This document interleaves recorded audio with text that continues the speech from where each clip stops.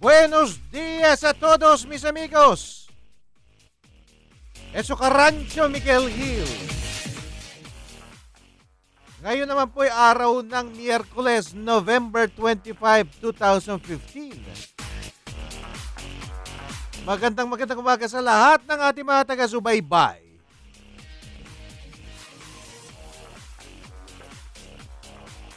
Tingnan nyo naman ang panahon. Ganoon lang patapos na naman ang Nobyembre. Ilang araw na lamang. Etong darating na linggo December na. Ang bilis talaga ng panahon. Kaya mga karancho, dapat ang panahon ay isang bagay na hindi natin sinasayang. Let's make the most out of it. Dahil wala daw mas mahal pa o walang mas malaking sayang kesa sa oras na hindi lamang yung sinayang kung hindi yung hindi natin na-maximize. Tama ba yun?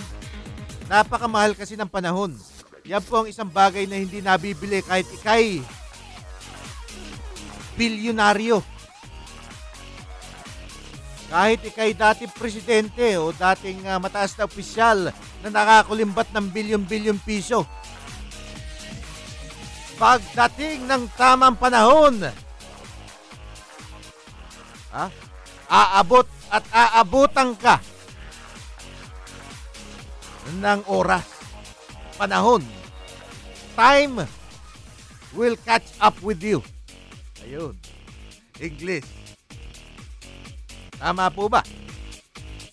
Anyway, hindi po natin kasama ang ating alkalde ng Himpapawid sa ating himpilang ngayon. Patuloy na nagpapagaling mula sa kanyang ingrowing toenail na namaga. Kaya ayaw munang maglakad. Pero sa mga susunod na araw daw pupunta na siya rito. At kung hindi naman siya makakadalo personal, tatawagan niya tayo sa pamamagitan ng phone patch. Kasi meron daw mga maruruming isip kung ano-anong pinakakalat. Anyway, nung isang araw nakausap na po natin siya at ating nakasama siya dito sa ating programa kahit sandali. Kasama ko pa rin naman po sa ating studio, walang iba. Kung hindi ang ating bantay, ang ating guard dog ng bayan. Ayan po. Good morning, Gardo.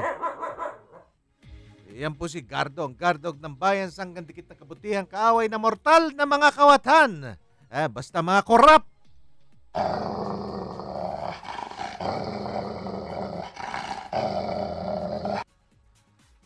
Anyway mga karancho, para sa mga nais lumahok sa ating programa ngayong umagang ito, kung meron kayong mga komento, di kaya meron kayong mga sumbong na nais nyong iparating sa publiko, di kaya sa kinaukulan, ang ating text line is 0977-342-1644. Inuulit ko po, 0977-342-1644. At meron din po tayong hotline para sa mga voice calls. Yan naman po ay 412-0288. That's 412-0288 para sa inyong mga voice calls kung gusto nyong makigulo sa ating programa. At siyempre, kung gusto nyo makita ang ating pagmumuka, tayo available sa pamamagitan ng live streaming. Pero kahit na hindi naman mahalaga po na makita nyo pa ang ating pagmumuka. Basta naririnig nyo lang ang ating mensahe, masaya na po tayo. Anyway, simulan po natin sa pamamagitan ng isang ulat mula kay RJ Patrol 1 Nildo Pable na merong interview. Merong live interview sa isang mambabatas. Nildo, pasok!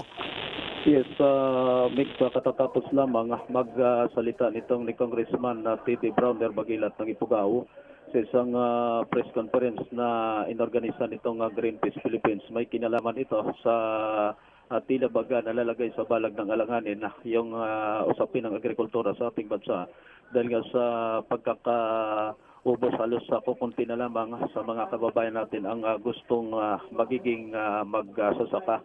Ang tika at in-interview lamang siya nitong ilan sa mga kasama natin. Pero ito, lapit ako. Kung Congressman, magandang umaga. Live tayo sa DCRJ Akong. Ang anchor natin ay si Mig. Pakipaliwanag nga kasi kanina, nabanggit niyo po yung kalagayan ng mga magsasaka natin sa Pilipinas kung saan papakunti na. So sa tingin niyo po, ano ang pangunahing dahilan bakit kumukunti yung mga kababayan natin na nais magsaka? Ano yung nakikita niyong pangunahing dahilan? Well, napakahirap talaga kasi ng buhay ng isang magsasaka, no? Yung basic right nga to own land, yun ang isa sa kailangang tugunan ngayon. Marami sa ating mga farmers, nagbubungkal sila, naghihirap sila, hindi sa kanila yung lupa. So that's one. Pangalawa, kulang sila sa suporta in terms of inputs. No? Napakahalang inputs, fertilizers, abono, seeds. No? Pag binigay mo sa kanila yung lupa pero wala namang support, kawawa rin sila, maghihikaw rin sila. Chances are, ibabalik nila yung lupa doon sa may dating may-ari, no? Pangatlo, ganoon na rin, no? Karamihan sa mga kabataan, ang pagtingin nila sa pagsasaka is hindi siya magandang profesyon. Mas marami sa kanila ang gusto pang mas maigi na pumunta na lang sa syudad o kaya overseas, mag-abroad. So, iilan na lang doon sa mga current generations ang nagpasya na maging magsasaka, no? Kadalasan by force of circumstance, no? Either hindi nakapagtapos sa pag-aaral or maaga nag-asawa, kaya naiwan, no, sa lalawigan at magsaka. Pero kadalasan ang ambisyon ng kabataan is going to the cities or going overseas. So ito yung mga problema ng mga magsasaka ngayon, no? And then of course with climate change, no, paiba na ang panahon, daming bagyo, kung hindi man bagyo, El Nino. So ang hirap, no? Tapos wala ka pang insurance. Yun ang aming panawagan sa Kongreso na dapat talaga meron tayong batas na sasakupin lahat ng mga magsasaka ng insurance kasi uso na ngayon ng bagyo eh. So kailangan talagang may insurance, no, itong mga farmers natin para kung may karoon ng kalamidad na hindi naman sila back to zero kaagad, no? Okay. Kanina kung nabanggit niyo rin yung isang panukalang batas na sabi mo nga inabot na ng 25 years pero hindi pa rin may pasa-pasa yung National Land Use Act. Pagka kung sakaling may pasa itong naturang batas sa Congressman, na makakatulong ba ito para doon sa problema natin sa larangan ng agrikultura? Oh yes, kasi definitely yung ating agricultural land paliit ng paliit, no? Dahil sa conversion. Marami ang nagiging subdivision or commercial area, no? Kung titingnan natin, karamihan ng mga bagong SM, no, sa ating mga lalawigan ay dating rice fields eh. Saka ganun na rin yung mga golf courses, no, sa ating mga coastal areas, yung mga resorts, no.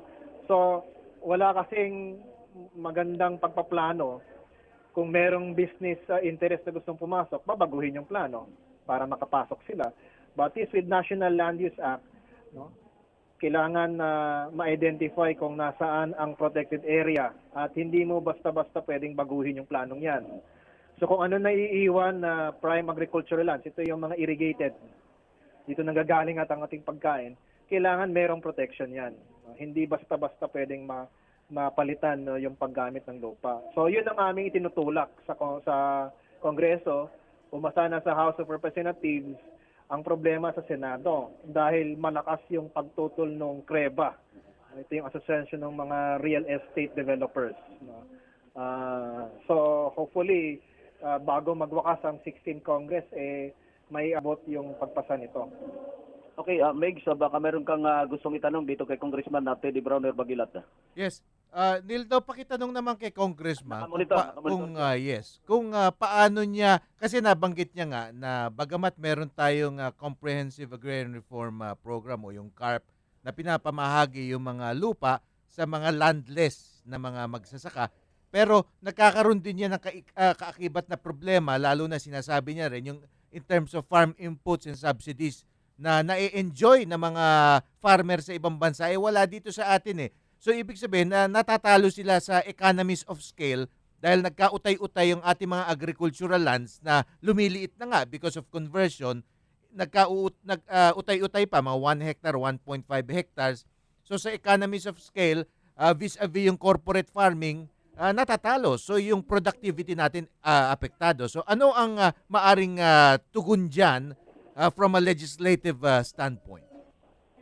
Okay, Migs, thank you, no. Una sa lahat, no, yung corporate farming sa akin kinakailangan pag-aralan talaga kung ano yung mga magiging patakaran tinggil dito eh. Kasi pag corporate farming, ibinigay mo sa korporasyon yung control ng lupa, saka yung agricultural production. Maaaring gawin nilang banana or pineapple plantation yan pang abroad. So ang inyong beneficiaryo is yung mga dayuhan, no? Pangalawa, syempre, yung agricultural production is heavily chemical intensive. Dito nga yung ating ipinagalaban ngayon na sana mas maging organic agriculture tayo sa Pilipinas. Ngayon, tungkol naman doon sa mga small farmers, kasi Agrarian is really about yung protection of the rights of the small farmers, no? Tama ka nga na may lupa nga, may titulo, wala namang inputs, walang credit. So, yes, credit, number 1. Yan, so ang nangyayari, yung farmer, isinasanla ulit yung lupa o pinapalis na lang doon sa dating may-ari, no? So, yun ang kakulangan talaga na mga galing sana sa ating pamahalaan. Land bank, which is supposed to be a farmer's bank, medyo naging commercial bank na siya ngayon eh. Yes, oo. Ang kanyang pautang sa mga businessman, small, medium enterprises, saka LGUs. Pero iilan lang talaga yung mga magsasaka na umuutang sa land bank, no? Pangalawa, hindi lang siguro yung inputs, pero ang talagang pagkukulang ng Pilipinas, especially sa agricultural sector, infrastructure eh. Marami sa ating production areas ang walang farm to market roads. Kung may kalye man, hindi siya sementado. Kulang pa rin ang ating irigasyon. So that's why nagrereklamo tayo na nag-i-import tayo ng bigas, napapamahal ang bigas. But kung titignan natin, yung agricultural lands natin ay palit ng paliit. Wala pa siyang sapat na farm to market road saka irrigation. So at lumulobo populasyon. So you have lower productivity and more mouths to feed. Yes, because kapapasa lang namin ng reproductive health law nung nakaraang kongreso, dapat matagal na ipasa yan eh. No, dati pareho ang ating populasyon sa Thailand and Vietnam. Ngayon, more than 30 million na tayo kung ihahambing mo sa Vietnam and Thailand. And yet sa kanila, yung rice production sila nag-increase. Sa atin naman bumaba. So talagang ang laki talaga nung shortfall doon sa demand, no? And supply. So yun, I think napaka-komplikado ng problema, pero bilang mambabatas, kailangan ang paglutas namin dito ay yung patakaran o yung policy making. So, tuloy yung agrarian reform, ipasa yung National Land Use Act, no? More laws for the protection of the environment, tulad ng forest resources, dahil alam naman natin na ang kagubatan related yan sa agricultural lands. Kung putol ang mga kahoy, soil erosion, bababa ang agricultural productivity, hindi lang rice lands, pati yung coastal areas, silted na yan, polluted dahil sa soil erosion because of deforestation. So magkakahambing lahat ito itong pinagalaban namin sa Kongreso. And then pangalawa, na mandato namin is pass the budget. So yung mga sinasabi ninyo na kakulangan sa investment ng government, trabaho rin yan ng Kongreso to provide the budget for agricultural production. Nako, napaka-haba at saka masalimuot na ito problema na ito. Siguro, Congressman, sa mga susunod na araw, baka ma-interview namin kayo ulit. Baka sa studio pa. Sure. Depending on ano. Marami kaming mga sayang kulang ang oras na lang, pero tuloy pa rin ang pakikibaka namin, and hopefully sa susunod na Kongreso, maipasa natin itong mga batas na ito. Thank you very much, Congressman. At maraming salamat din sa iyo, RJ Patroller Nildo Able. Si Congressman TD Brother Bagilat, kaugnayan dito sa talagang problema na kinakarap ng ating bansa, kung saan kumukunti na ang bilang ng mga kababayan nating nais magsaka dahil nga sa mga problema at kakulangan naman ng suporta ng gobyerno. Mula pa rin dito sa UP Diliman, Lungsod ng Quezon, ito si Nildo Able para sa DCRJ 188 Trimedia, ang himpilan ng bawat Pilipino. Okay, yan po ang tinig ni RJ Patroller Nildo Pable. Ayun.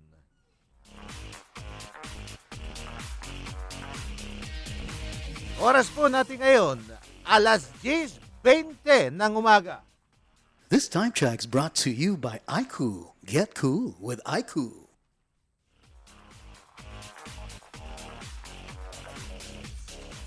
Ito po, meron tayong mga natanggap na text sa mga reaksyon dun sa isa sa mga napag-usapan dito sa ating programa kahapon. Kung inyong magugunita, merong mag-asawa dito na taga Quezon na bumisita at humihiling ng ating tulong dahil sila daw ay naging biktima ng di umanong swindling o pang-iistapa at ang may kagagawan pa isang kamag-anak daw ni Mister. At ang natangay sa kanila tumataginting na 600,000 piso. Isipin nyo, magsasaka dyan sa lalawigan ng Quezon, napiga ng 600,000 pesos at parang bula, nawala. Bakit po? Nagtiwala sila doon sa taong sinasabi, malayong kamag-anak daw, so relative. Alam naman natin sa mga lalawigan, yung mga magkakamag-anak diyan talagang yung nagtutulungan, malapit sila sa isa't isa kahit na nga yung pinsan ng pinsan tinuturing pa nilang malapit na kamag-anak. Kaya meron trust, meron pagtitiwala. Kung merong isang tinubuan ng sungay, patay na.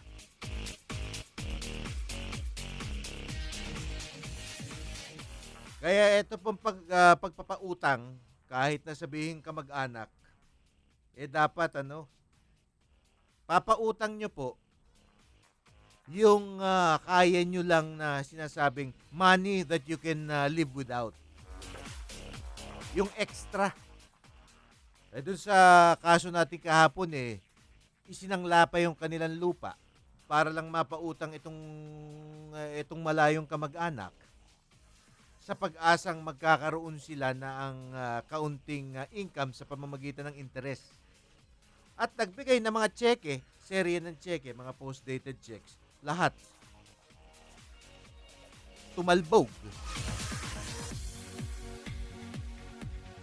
Kawawa naman. Kaya iwasan po natin ang pagiging masyadong mapagtiwala. Marami talagang halangang kaluluwa sa ating lipunan, sa ating paligid. Minsan yung akala mo pa, mukhang anghel. Yung pala, ang kampo ni Satanas.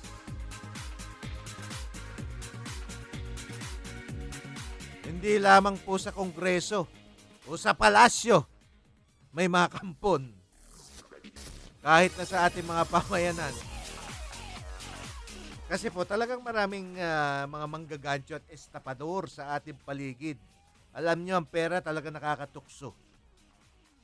Kaya wag tayo magpapaloko. Alam nyo po, kung kakausapin nyo itong mga victims, mga nabibiktima ng kung ano-anong mga financial scam. Mga financial scam, yung mga krimen na may kinagagawan sa pera, sa mga pananalapi. May interview nyo sila. Lahat yan halos. Sasabihin, nung una pa lang, antimano pa lamang, kinutuban na sila. Pero dahil siguro may pangako na income, karagdagang income, nangihinayang, isinantabi nila yung kanilang kutob. Pero sa totoo lamang, kung kayo kinukutuban na, huwag na lang.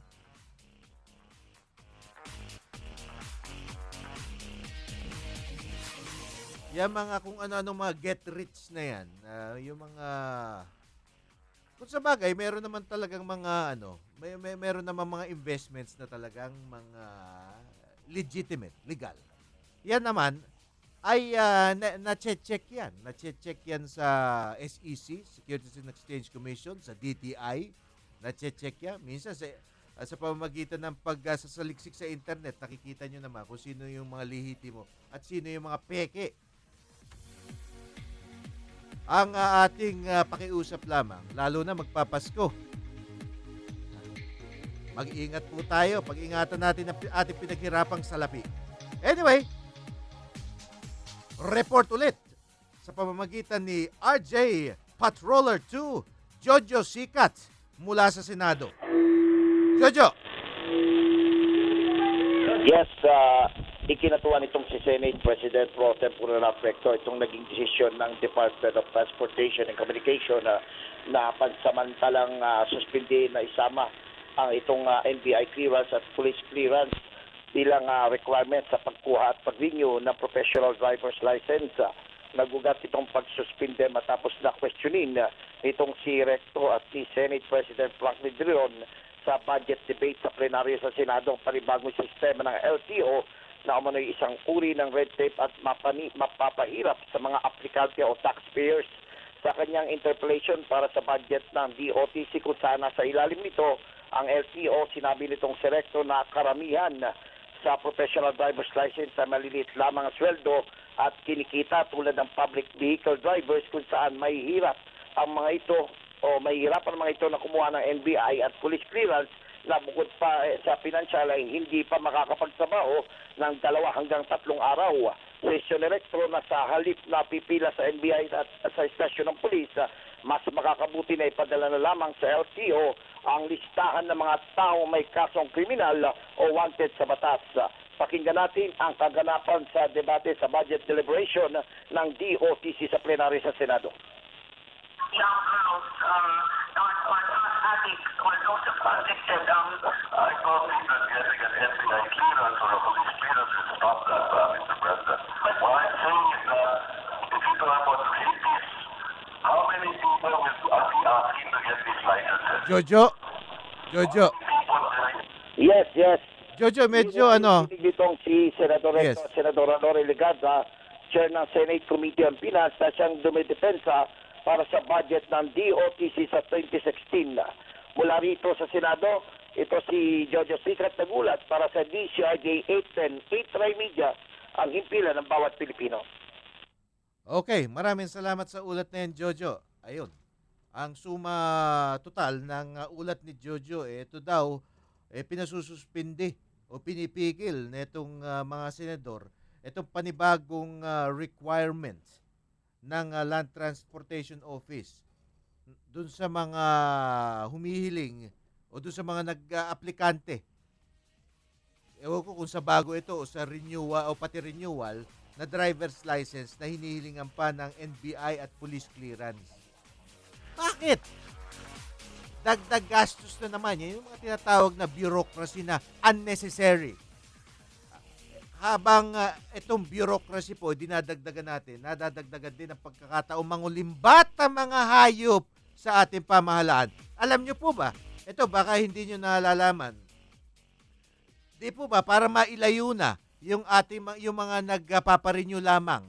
Simple lamang kasi yung pagpaparenew ng driver's license, lalo na yung non-pro, yung mga ordinaryong motorista lamang na nagpaparenew, para mailayo yung mga nagpaparenew, yung mga applicants doon sa mga pagmuka ng mga buhaya dyan sa LTO, nagtatag ng mga yung mga license renewal centers.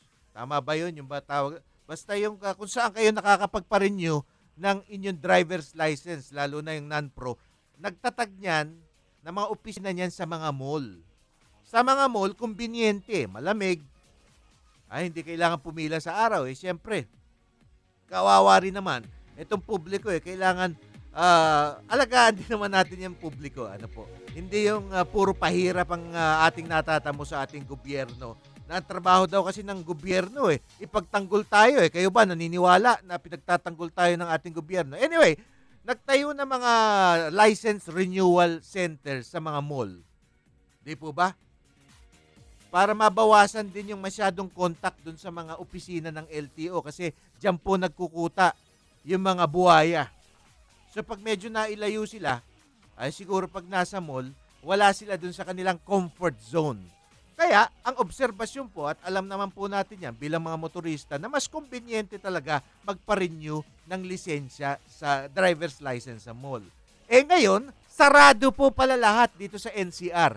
Yung mga driver's license renewal offices o centers dyan sa mga mall. Bakit? Tanungin mo sila. Wala daw plastic eh.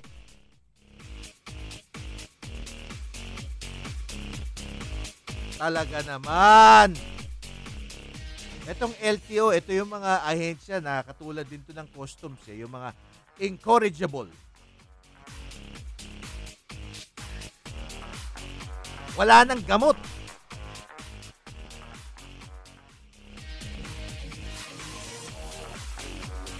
Okay, commercial muna tayo mga karancho. Halalan 2016, isang makabuluhang talakayan sa loob ng isang oras at kalahati para sa isa na namang makasaysayang pagpili ng panibagong mamumuno sa ating bansa. Makinig sa 8 Diretso tuwing Biyernes alas 4:30 hanggang alas 7 ng gabi para sa isang espesyal na pagpapakilala sa sambayanang Pilipino kung sino nga ba ang karapat-dapat na maging leader ng ating bansa. Paglatag ng plataporma, pagkilala sa isang kandidato, siya ba ay karapat-dapat o hindi? Abangan ang espesyal na pagtatanghal ng Bakit Kita Iboboto? Bakit Kita Iboboto? Bakit Kita Iboboto? Para sa sambayanang Pilipino, hatid sa inyo ng DZRJ 810, 8 Tri-Media Broadcasting Network, ang himpilan ng bawat Pilipino. Ladies and gentlemen, ito na siguro ang pinakamabilis na radio commercial mula sa IBU Fluid Medical 400. May Rapid 400 formula, kaya kumpara sa isang mefenamic acid, mas rapid kumalat, mas rapid tumalab, mas maagang magpaginhawa ng matinding sakit. Lipat na sa Medical 400, the fastest medical for the worst pain. Ibuprofen is the generic name of Medical 400. If symptoms persist, consult your doctor.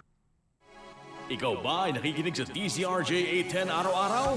Pwes, eto na ang isang pasasalamat namin sa inyo. Mag-text sa inyong greetings sa mensahe sa 0917-798-8910. Huwag kalimutang ilagay ang inyong pangalan, address, at magkaroon ng chance manalo ng isang brand new Nextbook Android tablet. Makinig at manalo mula sa himpilan ng bawat Pilipino. Handog sa inyo ng 8 Tri-Media Broadcasting Corporation.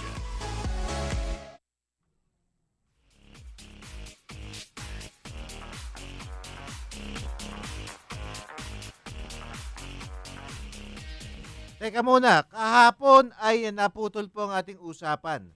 Ukol dito sa tanimbala. Yung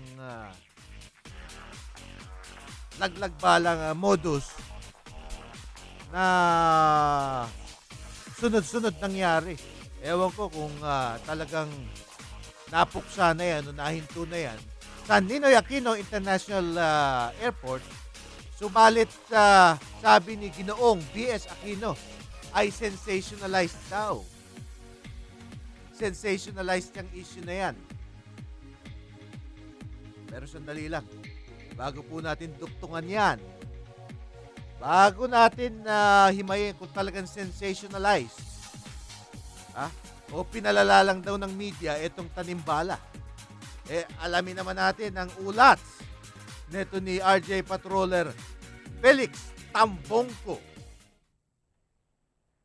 Felix, magandang umaga. Naniniwala ang mga mambabatas ng tinaguriang mga anak ni Rojas na walang major changes na magaganap kahit tumuloy sa pagkandidato sa pampanguluhan si Davao Mayor Rodrigo Duterte.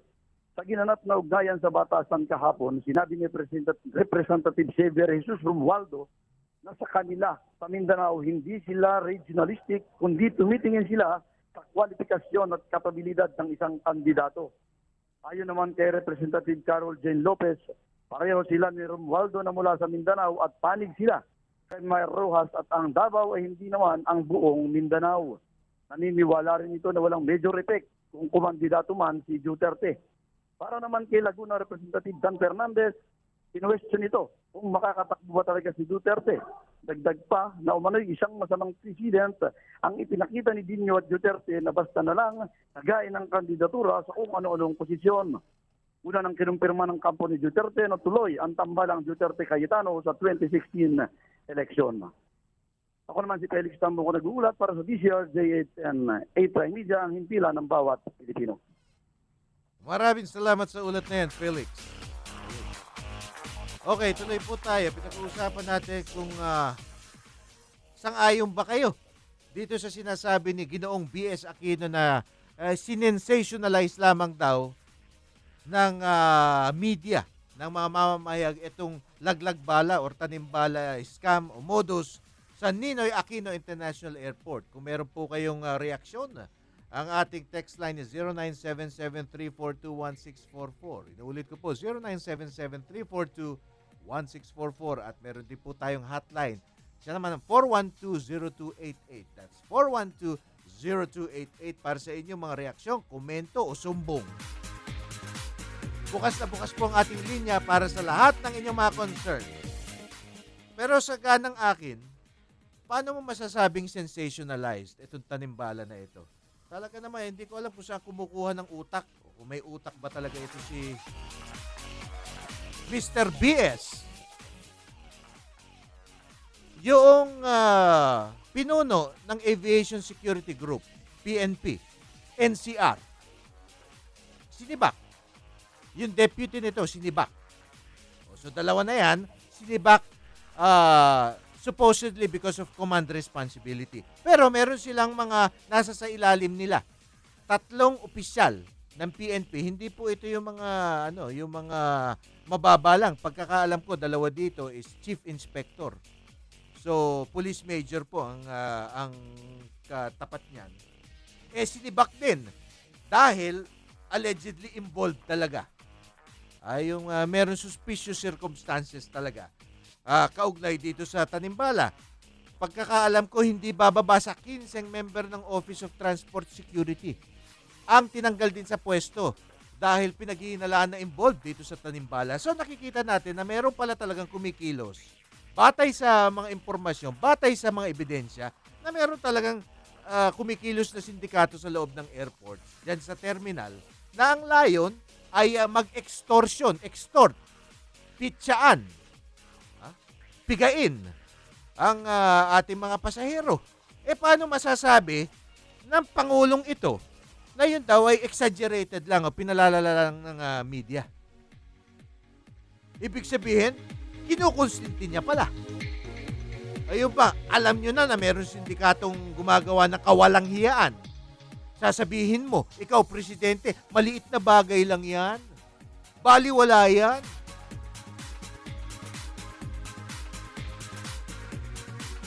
Ang totoo lang, kahihiyan sa kanila eh. Kaya sila, gusto nila i-downplay, paliitin. Teka muna. Pinagbabalasan na. Ang dami ng mga nasisibak. Heads are already rolling or rolled already dyan sa airport. Bakit si GM Honrado ay nandun pa rin? Aba, matapang pa. Totoo kaya? Ito, tanong lang naman, hindi ko alam. Hindi ko sila kilalang personal, pero sinasabi daw nila, parang kamag-anak din ito ni Pangulong Noynoy, ito si GM Honrado. Totoo kaya yon? Hindi po tayo nag-aakusa, wala po tayo sinasabi. Gusto lang natin malaman. Nagtatanong lang po.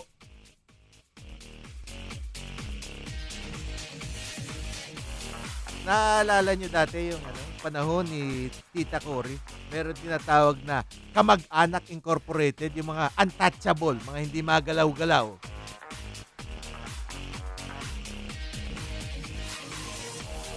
Wala naman tayong ini-insinuate. Curious lamang po tayo dahil yan po ang trabaho natin bilang isang mamamahayag, magtanong. Pero hindi po ako sang-ayon na sensationalized o pinalaki lamang ng media itong tanimbala na ito. Malaki pong problema yan. Maraming naabusong tao. At alam nyo, nung 1 linggo, nakausap natin yung tagapagsalita ng Manila International Airport Authority dito sa ating programa. At dahil nakausap natin siya bago nagkasunod-sunod yung pagpapagulong sa mga ulo ng mga opisyalis dyan sa airport, we gave him the benefit of the doubt. Kasi talagang gusto nilang palabasin na ang nakararami dun sa mga nahuhuling may bala, mga ignoranting superstitious. Yung nagdadala ng bala, bilang anting-anting, yung talaga ginigiit nila anting-anting. At parang napapaamin pa nila yung ibang mga OFWs natin, dahil mga simple mga tao yan, siguro sinasabi, ano na lang, aminin mo na lang at hindi na namin kasi na-media na eh. So hindi na nila itinutulak yung kaso. Nagkakaroon talaga ng tuloy ng credibility yung sinasabing anting-anting. Pero mga karadyo, iilan na lang ang ganyan siguro yung tinatawag natin baryotic ang pag-iisip na magdadala ng bala sa loob ng terminal, sa airport, para sa anting-anting. Kung meron man, siguro yan yung mga tinatawag na once in a blue moon. Lalo na putok na yung issue eh. Sino bang gusto maantala? Sino bang gusto na hindi matuloy yung kanilang biyahe? Umaasunto pa. Ayan yan ang mga bagay na dapat magpaliwanag din yung mga tao dyan sa airport. Yan si Mr. Honrado.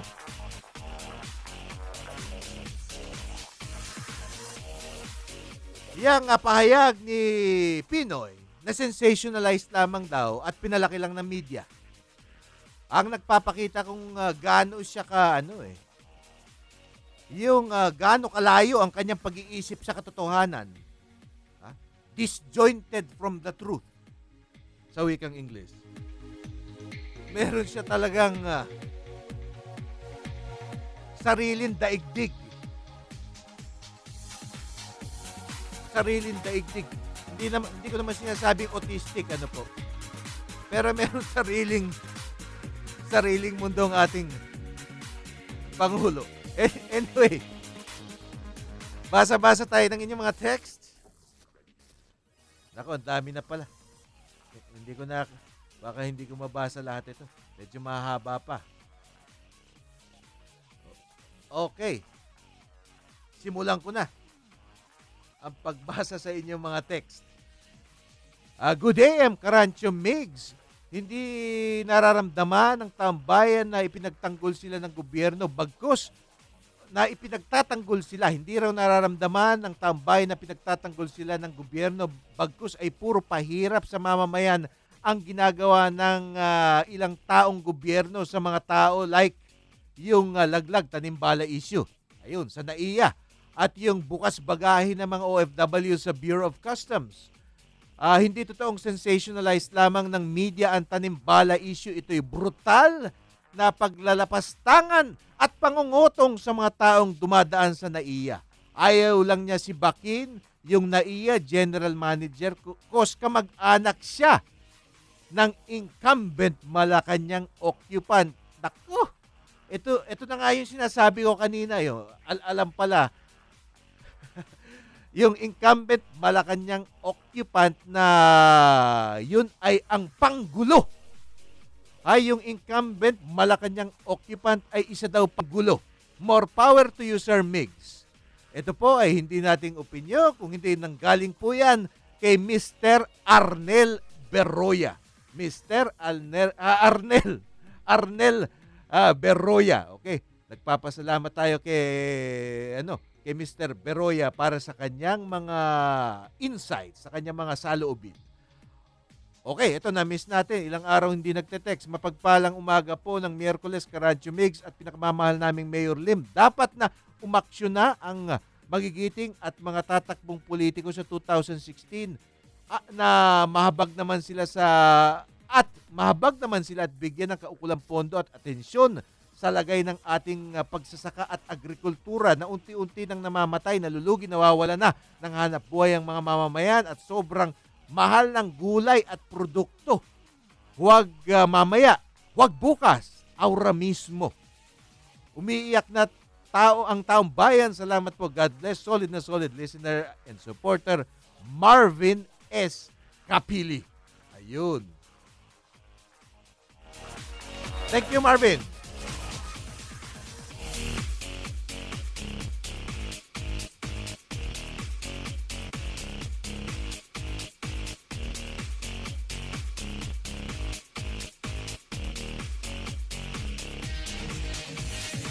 Time check muna tayo mga karadyo. Oras po natin ngayon alas 10:45 ng umaga. This time check is brought to you by IB Fluid Medical 400, the fastest medical for the worst pain. Kailangan ko po ng medical.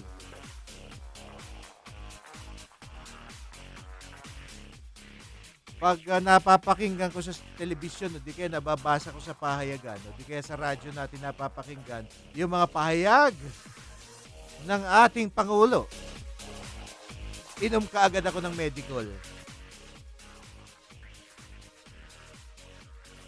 Pero malapit ng araw na paghuhusga. Hindi natin alam, baka sa susunod na taon, mabibisita rin natin sila sa Veterans Memorial Hospital. Sila naman.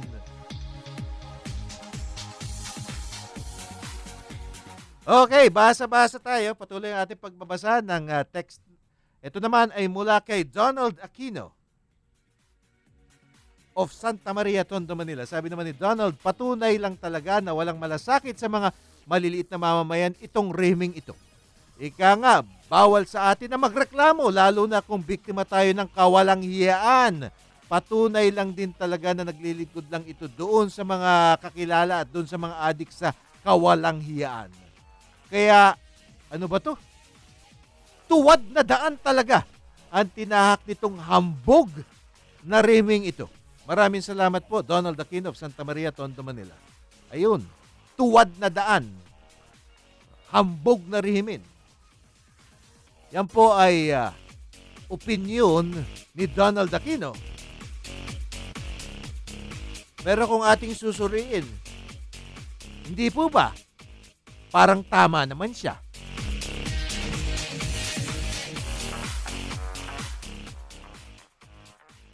Kasi pag sasabihin yung sensationalized o pinalaki lang ng media, parang sinasabi nyo na maliit yung issue eh.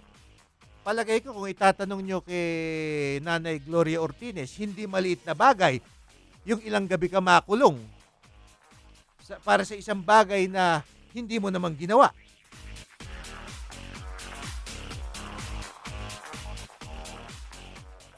Ha? Dun sa mga ibang natamna ng bala, yung yung anak ng pastor na Amerikano, yung si White, maliit na bagay. Kaya yun, yung maistorbo ka. Saka alam nyo po, hindi parang istorbo lang na ordinaryo ito. Kasi may katuwang na pagsasampa ng kaso. So natatakot ka rin, siyempre, yung stress, yung emotional stress sa inyo, na baka ikay makulong. So yung pala, maliit na bagay lang para kay Pinoy.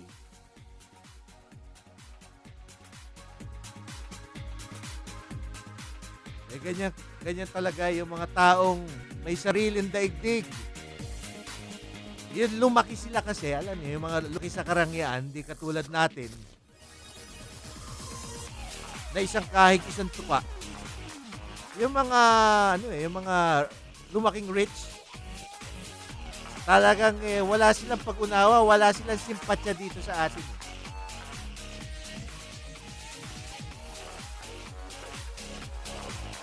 Nung bata ako, meron sikat na kanta yung Laki sa Layaw. Laki sa Layaw. Laki sa Layaw, bobo. Mali ba? Jeff Rock.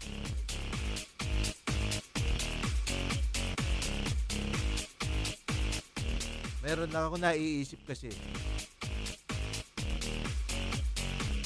So, hindi po totoo yan. Hindi po sinesensationalize ng media yan. Dahil yan po, mismo, yung piskalya, dyan sa Pasay, binasa ko sa inyo 2 weeks ago, yung kanilang naging desisyon ukol kay Mrs. Ortines, kay Nanay Gloria, at dun sa mga iba. Kasi halos lahat yan sabay-sabay na pinawalan sala na. Kasi nakita na, mantakin niya yung bala.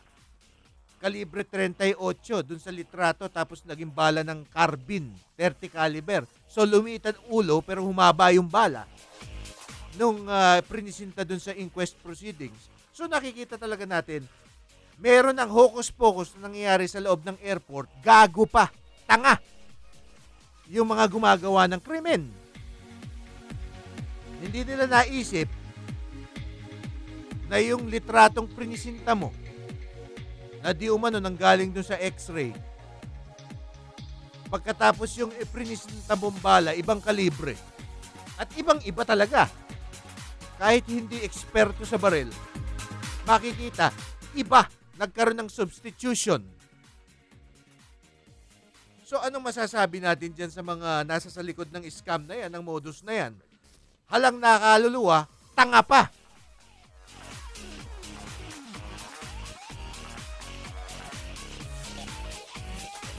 Kaya nga naman sinasabi natin, ito si Honrado, by virtue of command responsibility. Akala ko sundalo yan dati. Hindi niya alam yung command responsibility. You have to fall on your sword.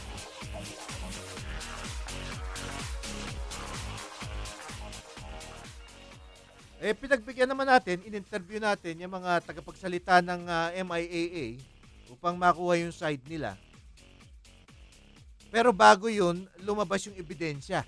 Ngayon, malinaw na yung kanilang pinagtatanggol, yung kanilang pagmamarunong, at naglalagay pa sila ng duda dun sa integridad ng mga biktima nila. Na yun, pinipilit o yung iba dyan, karamihan dyan naman talagang naniniwala sa anting-anting. Na pag meron kang anting-anting ng bala at bumagsak yung eroplano mo, hindi ka mamamatay. Ganyan ba kagago ang Pilipino? Hindi po. Hindi po sensationalized ang laglag bala kung hindi pilit dina-downplay ng rehimeng ito. Siguro naman, pag napalitan na yung ating kasalukuyan leader. Teka muna, meron ba tayong leader? Leader, yung talagang namumuno, di ba? Huwag natin tawagin leader. Nababastos yung salitang leader. Tawagin na lang natin para medyo class. The current tenant of Malacanang Palace. Ayun. Baka sabihin nyo, binabastos pa kayo ni Carancho.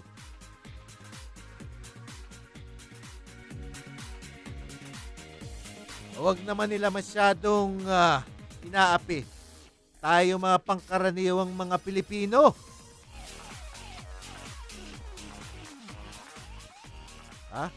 Pinipitsaan na. Biktima ng extortion na. Ginagawa pa nilang tanga. Tayong lahat.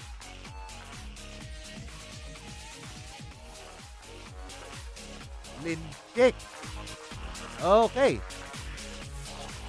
Basa-basa pa rin tayo ng inyong mga texts, mga Carancho.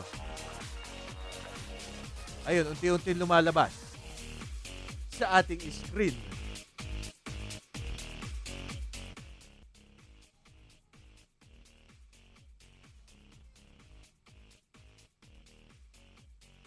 Okay. Anyway, ano nga ba ito? Etong si mainit pa rin palang kaso itong kay Senator Grace po. Ano po? Ito si Mr. Rizalito David. Hindi niya raw tatantanan. Ibig sabihin, dadalhin niya pa sa Supreme Court yung kanyang kaso. Sa kataas-taasang hukuman yung kanyang kaso. Bueno, didalhin. Sinasabi nga, marami mga magagaling dyan na ang dapat daw, diba sinasabi nila na yung mga senador na bumoto para pabor kay Senator Grace po, bumoto on political grounds. Habang siyempre yung mga mahistrado, tsaka yung si Senator Binay, bumoto kontra sa kanya. Close vote, 4 kontra kay Grace, 5 pabor. So yung 5 pabor, yun ang nagwagi. By 1 vote. Dahil kasi daw mas magagaling yung mga yung mga mahistrado sa usaping legal. Kaya sila dapat ang talagang tama. Ibig sabihin, yung kanilang punto, yun ang mas may matimbang kaysa dun sa naging punto ng 5 senador who voted on political grounds. Given, mga karancho, palagay ko naman talaga kung ating kukunin lang strictly dun sa letter of the law, talagang mabigat ang punto netong mga mahistrado. Yan ang pinag-aralan nila. Matataas ang pinag-aralan ng mga yan eh. Pero you have to understand, dapat po nating isa-isip, isa-puso at unawain yung simpleng bagay. Ay hindi niyo pwedeng maliitin din yung political decisions. Yung mga desisyon na ginawa with political considerations dahil yung eleksyon po, yung eleksyon ng pampanguluhan is a political exercise. Di po ba? Talagang aminado po tayo at totoo na political considerations took precedence dito sa issue na ito.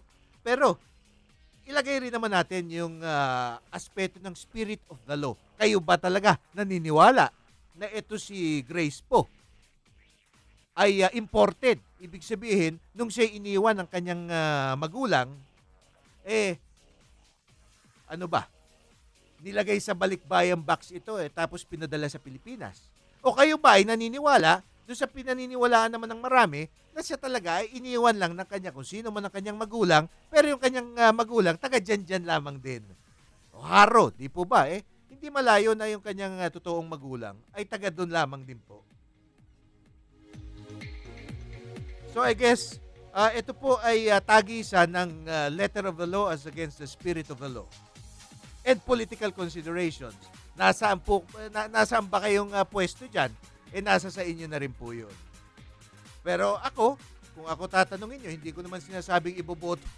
Sinabi ko na dati, dun sa tatlo, ngayon, 4 na sinasabi nilang frontrunners, wala naman na particular ako yung gustong-gusto.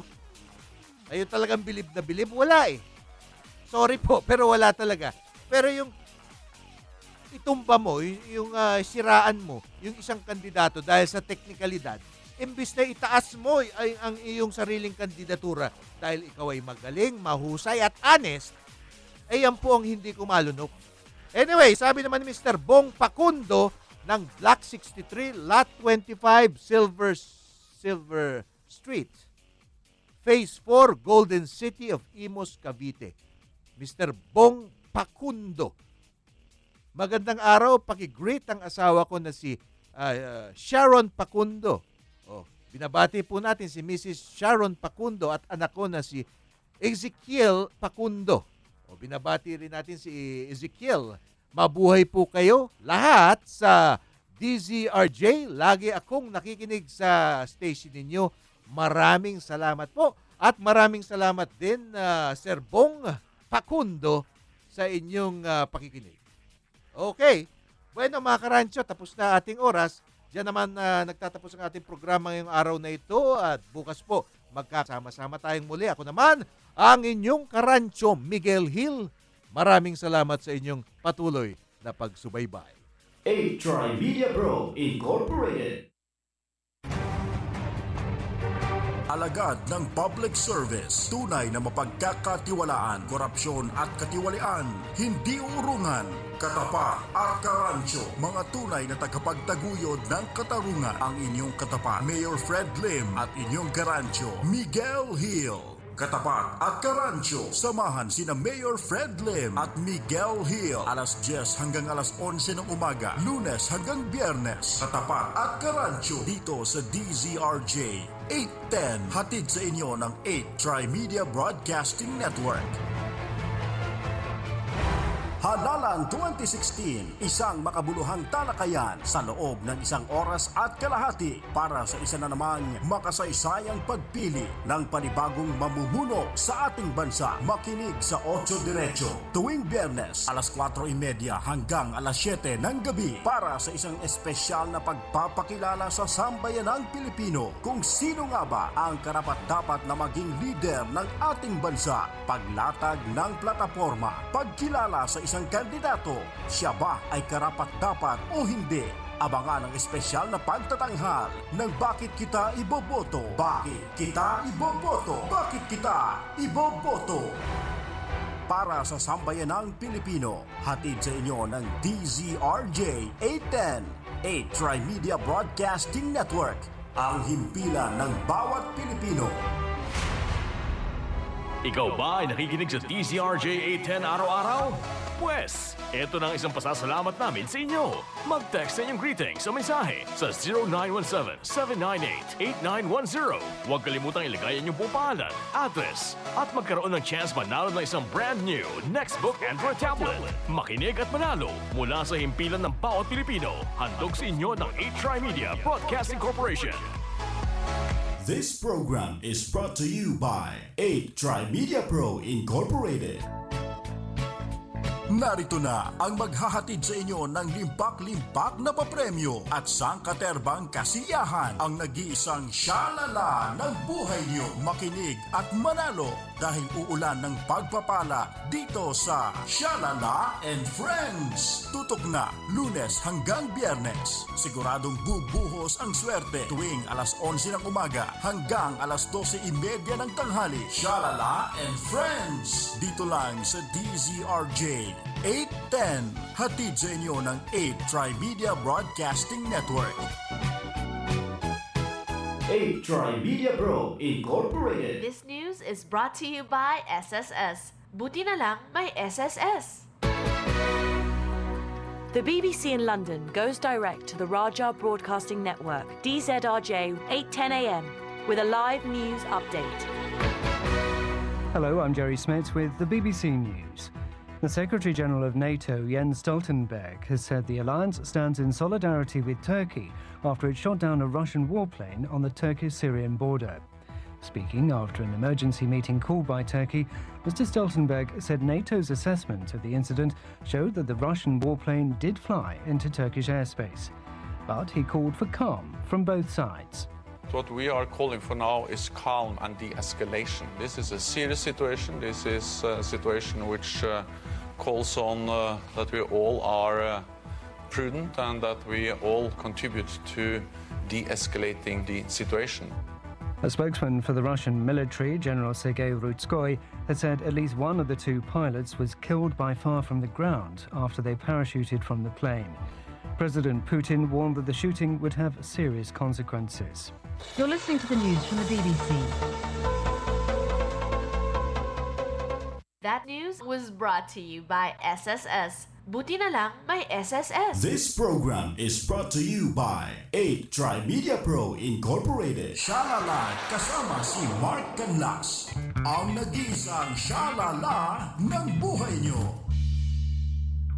Ang pinakamagandang syalala ng buhay nyo.